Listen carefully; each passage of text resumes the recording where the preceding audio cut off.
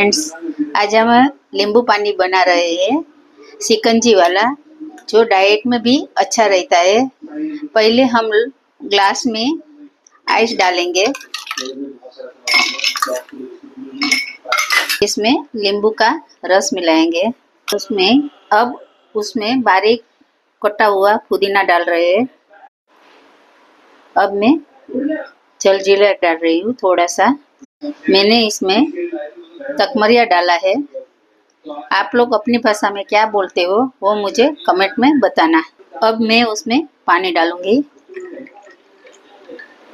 मध डाल रही हूँ जो डाइट में चलता है, और मैं उसे अच्छी तरह से मिक्स कर लूँगी।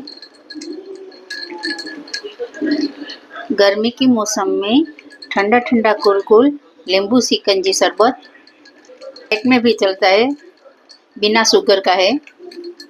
वो तैयार है फ्रेंड्स, एंजॉय। जय श्री कृष्णा। जो मैंने नींबू शिकंजी बनाया है, चलो फ्रेंड इसको टेस्ट करते हैं और एंजॉय करते हैं। एंजॉय।